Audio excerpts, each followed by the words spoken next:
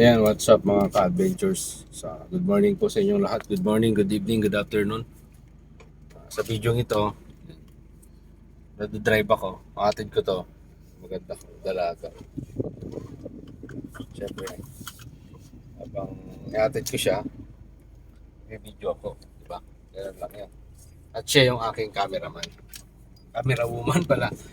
Ayan, hatid ko siya sa school. Malapit lang yung school niya. Para makita niya rin kung saan nag-aaral itong aking dalaga. Graduating siya ng high school. Grade 10. Ano?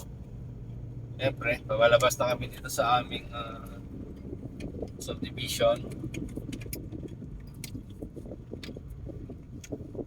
Sa Rubang Tricycle. Tapos dito sa aming may Alpha Mart.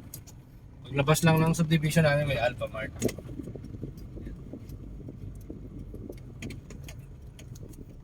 Saglit lang to mga ka-adventures no? Saglit lang to siguro. Mga 5 minutes lang, wala pa nga eh. Malapit lang yung school niya. Pwedeng lakarin. Yung ibang mga bata dito nilalakad lang. Daddy's duty tayo kasi ngayon para hatid tayo sa school. Masaya ang laban.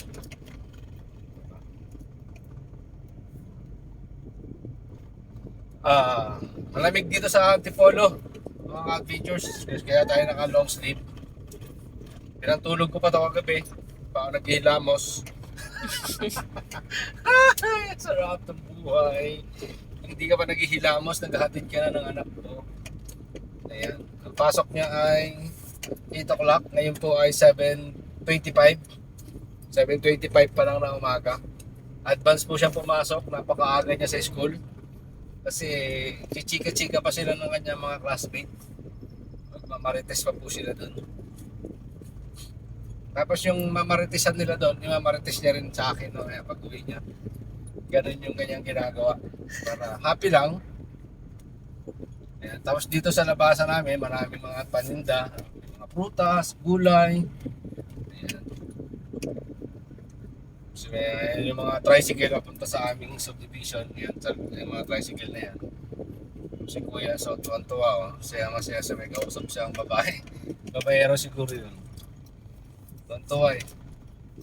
Happiness, enjoyment, gano'n. Dati silaw na silaw. Shade ng block. Ayan. Nasa labasan na po kami. Ito yung Ortigas Extension. Ortigas Extension po itong aming tinatahak ngayon. Siyempre, ilang kembot lang mga ka-adventures. May mahatid na natin siya sa kanyang school. Ito po yung Harris Memorial College. Yan. Isang pampribadong eskwelahan o private school. Dito po sa Taytay. Yan. Ito po yung entrance ng kanyang school. O, napapansin nyo, ilang kembot lang ano. Saglit na saglit lang. Andito po si Baby Giant. Ayan. Baby Giant, shoutout, pare. Ayan. Pinakapula po si Baby Giant po yun. Hindi na joke lang. Ayan, nandito na tayo ngayon sa Harris. Makita mo na may school mo para masaya. Ayan. May kulay siyang dilaw. Mayroong pink, may blue, may orange. Ayan. Sa loob po niya, may kulay purple. Ayan, yung mga student. Naglilinis sila, no? Tapos yung sasakyan doon for sale, subdivision din po yan.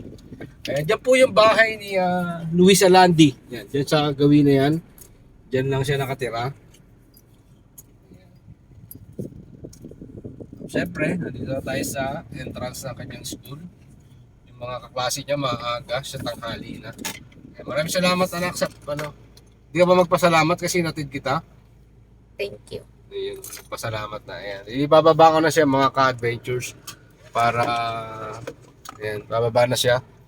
Siyempre. Ayan, ingat ka, bye-bye. Mua. Inatid ko na siya mga ka-adventures, no. Siyempre, after ko siya mayatid, uwi na ako. Ganun lang yun, no? 'Di ba? Wala pang 5 minutes 'yan.